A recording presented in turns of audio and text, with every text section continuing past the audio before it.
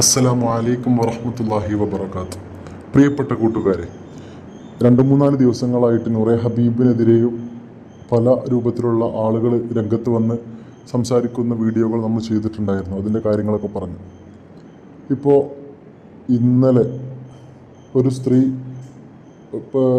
പ്രമുഖ ചാനലായിട്ടുള്ള ഒരു ചാനലിൽ പോയിട്ട് സംസാരിച്ചിട്ടുണ്ട് തങ്ങളെക്കുറിച്ച്. അഥവാ കുറച്ച് മുമ്പ് ഒരു വോയിസ് പുറത്തു വന്നിരുന്നു. അവിടെ പലതും നടക്കുന്നുണ്ട് എന്ന് പറഞ്ഞിട്ട് അതിൻ്റെ ഉടമ പേരെനിക്കറിയില്ല, മലപ്പുറം ജില്ലയിലത്തെ ഒരു സ്ഥലത്തുള്ള ഒരു സ്ത്രീയാണ്, താനൂരുള്ള സ്ത്രീയാണ്. അവർ അതിനെക്കുറിച്ച് തങ്ങളെക്കുറിച്ച് വളരെ മോശമായിട്ട് അവിടുത്തെ കാര്യങ്ങളെക്കുറിച്ച്, ഞാൻ അവിടെ പോയതാണ്, ഇത്ര ക്യാഷൊക്കെ ഞാൻ കൊടുത്തു, അവിടെ പലതും നടക്കുന്നുണ്ട്, എനിക്ക് പേഴ്സണൽ നമ്പർ തങ്ങൾ തന്നു, അതേപോലെ എന്നെ രഹസ്യമായിട്ട് എന്നോട് സംസാരിക്കാനും എന്ന് പറഞ്ഞു. അങ്ങനെ പല രൂപത്തിലുള്ള കാര്യങ്ങൾ, അപവാദങ്ങൾ പറഞ്ഞിട്ടുണ്ടായിരുന്നു.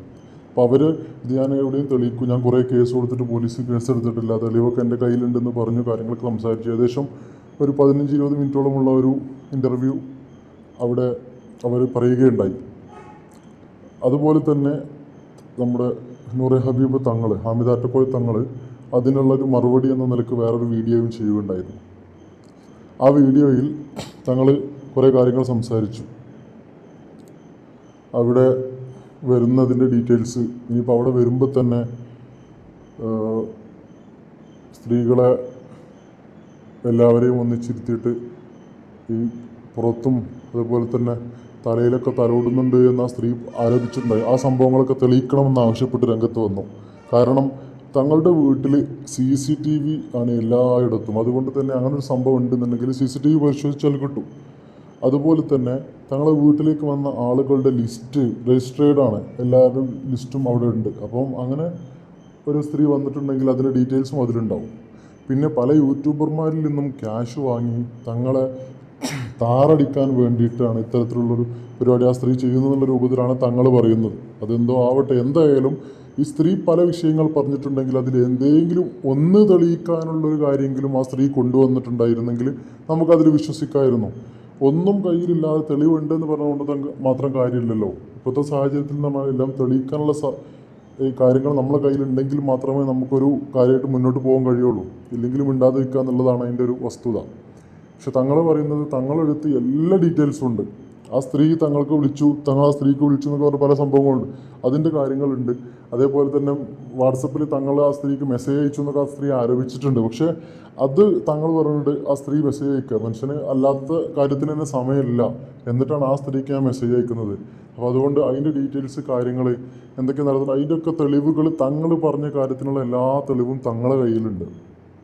ആ സ്ത്രീ പറഞ്ഞ കുറേ കാര്യങ്ങൾക്ക് ഒരു തെളിവും ആ സ്ത്രീ ഇനിയിപ്പോൾ അങ്ങനെ ഒരു ചാനലിൻ്റെ മുന്നിൽ സംസാരിക്കുമ്പോഴെങ്കിലും വെളിപ്പെടുത്താമായിരുന്നു. പക്ഷെ അതും വെളിപ്പെടുത്തിയിട്ടില്ല. അപ്പോൾ അതുകൊണ്ട് തന്നെ എന്താണ് കറക്റ്റ്, ആ സ്ത്രീൻ്റെ ഭാഗത്ത് എന്തെങ്കിലും ന്യായമുണ്ടോ എന്നുള്ളത് നമുക്ക് പറയാൻ പറ്റൂല. കാരണം അതിനുള്ള മതിയായ തെളിവുകൾ ഉണ്ടെങ്കിൽ മാത്രമേ ആ കാര്യങ്ങളിൽ എന്തെങ്കിലും പറയാൻ പറ്റുള്ളൂ. പക്ഷെ തങ്ങളെടുത്ത് എല്ലാ തെളിവുകളും ഉണ്ട് എന്ന് പറഞ്ഞ സ്ഥിതിക്ക് എന്തായാലും വരുന്ന വെച്ച് കാണാമെന്നുള്ള രൂപത്തിലാണ് തങ്ങൾ പറഞ്ഞിട്ടുള്ളത്. കാരണം തങ്ങൾ പറഞ്ഞത് നാളത്തെ ദിവസം വരെ സമയമുണ്ട്, അത് കഴിഞ്ഞിട്ട് നേരിട്ട് കോടതിയിൽ പോകാമെന്നാണ് പറഞ്ഞത്, തെളിവുകളൊക്കെ വെച്ചിട്ട്.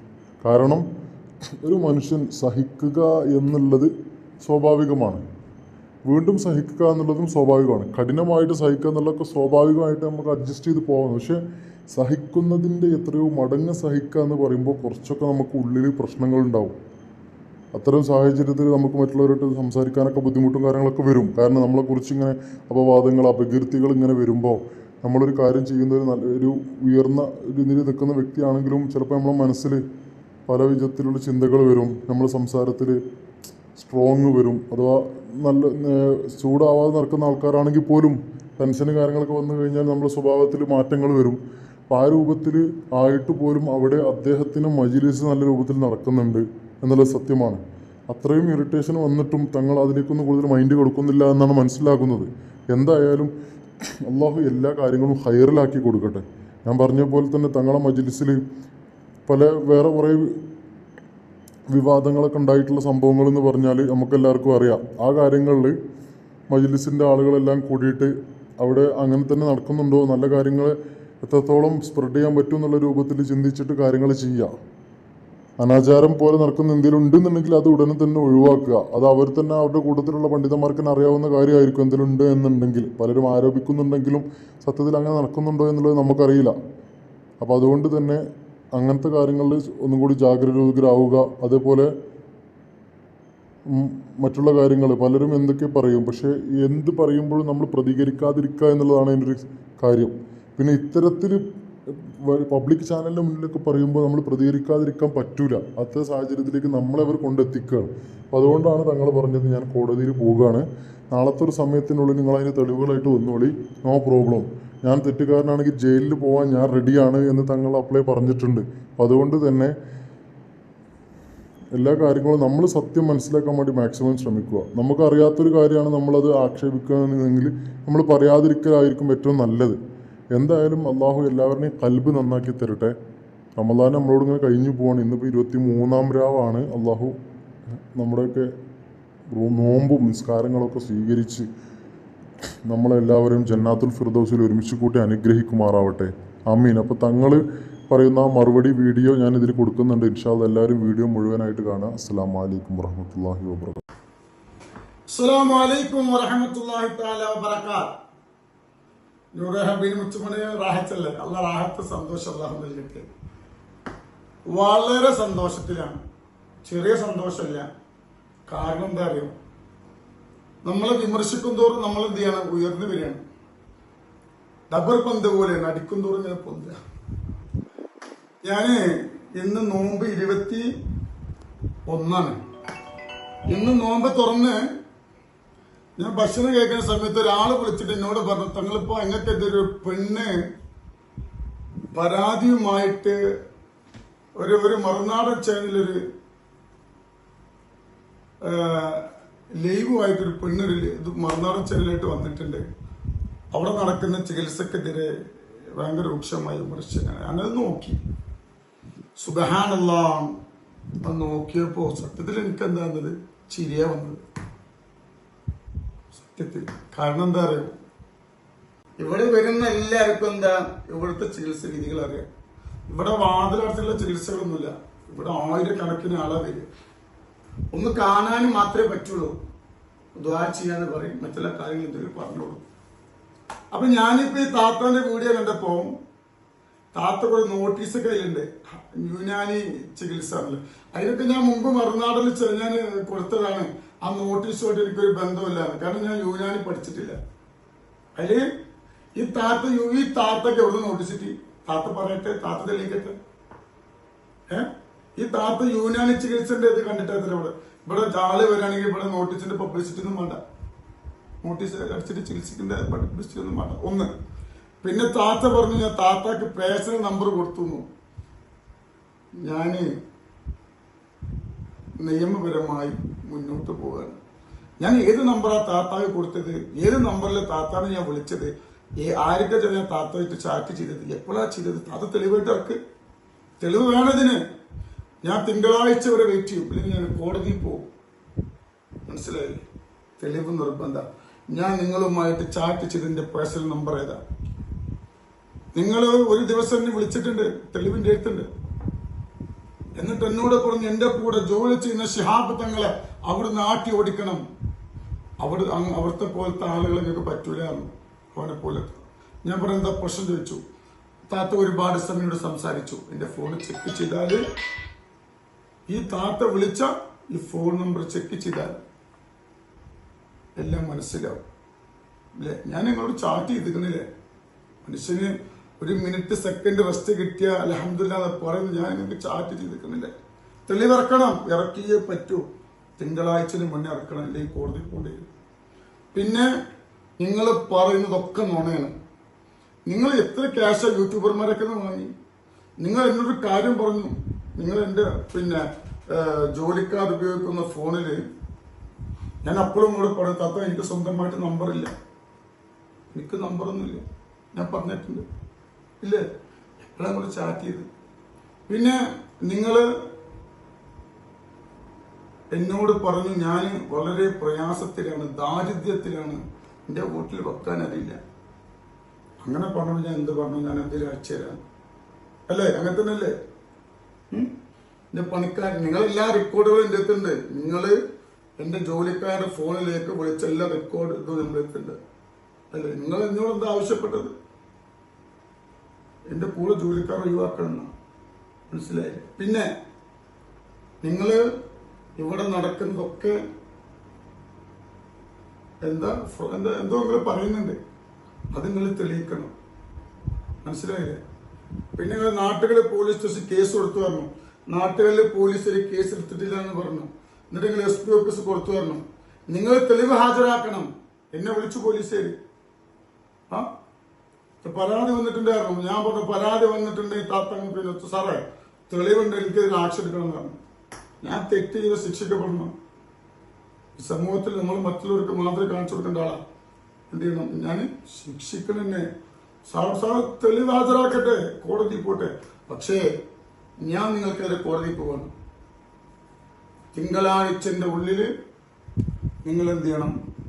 ഞാൻ പറഞ്ഞ ചാറ്റുകളൊക്കെ ഞാൻ നിങ്ങൾ ഏത് നമ്പറിലെ ചാറ്റ് ചെയ്തത്, എന്താ ഞങ്ങളോട് മോശമായി പറഞ്ഞത്, എല്ലാം പുറത്തിറങ്ങണം. നിങ്ങൾ കൊടക്കാട് വന്നിട്ടുണ്ടെങ്കിൽ ഇവിടെ കാടിലൊക്കെ മൊത്തം CCTV. നിങ്ങൾ പറഞ്ഞല്ലോ അല്ലേ, പിന്നെ എന്താണ് നിങ്ങൾ വേറൊരാൾ മന്ത്രിക്കുമ്പോ നിങ്ങൾ കടങ്ങനെ തൂക്കിയിട്ട് വേറെ പെണ്ണിന്റെ ഇതില് പിന്നെ ഇതാക്കണ്ടില്ലേ, തൂണ്ടിന്റെ നിങ്ങൾ പറഞ്ഞില്ലേ? ക്യാമറന്റെ ഇവിടെ തെളിയിക്കേണ്ടി വരും. ഇവിടെ ഒരാൾ വന്നാൽ കാണിച്ചു തരാം. ഇവിടെ ഒരാൾ വന്നു കഴിഞ്ഞാൽ ഓരോ പേരും അഡ്രസ്സും ഇവിടെ ഉണ്ടാവും. ഇങ്ങനത്തെ ഒരുപാട് ഇതാ.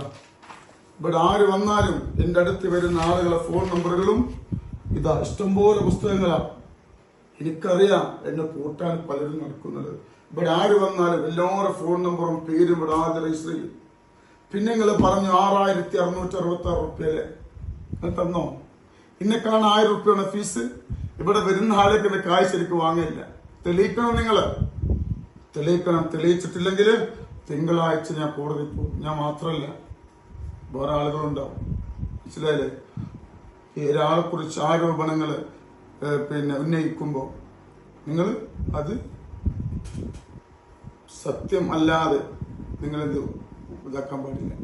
ഞാൻ നിങ്ങളോട് ബഹുമാനത്തോടെ പറയണേ, നിങ്ങൾ എനിക്ക് കേസ് കൊടുക്കടോ, എനിക്കെതിരെ കേസ് കൊടുക്കും, തെളിവുകൾ ഹാജരാക്ക്. ഇല്ലാത്തത് യൂട്യൂബർമാരെ കയ്യിൽ നിന്ന് പൈസ വാങ്ങി എന്ത് ചെയ്യരുത്, പിന്നെ പൈസ വാങ്ങിയ ഒരാളെ മോശമായിട്ട് പറയരുത്. എനിക്ക് അവസാനം പറയാനുള്ളത്, എന്നെ സ്നേഹിക്കുന്ന എന്റെ കൂടെ പുറപ്പിനോട് പറയാം. ഞങ്ങൾ ഇവിടെ വരുന്ന ആളുകൾ എല്ലാവർക്കും അറിയാം. ഇപ്പോ യൂട്യൂബർമാരെ വട്ടിട്ട് ആക്രമിക്കാൻ ആർക്കും ഒന്നും ചെയ്യാൻ പറ്റുന്നില്ല. ആളുകൾ കൂടുകയാണ്, കുറയല്ല. അപ്പൊ അവസാനം താത്തമാരെ വെച്ച് യൂട്യൂബർമാരെ കളിക്കുകയാണ്.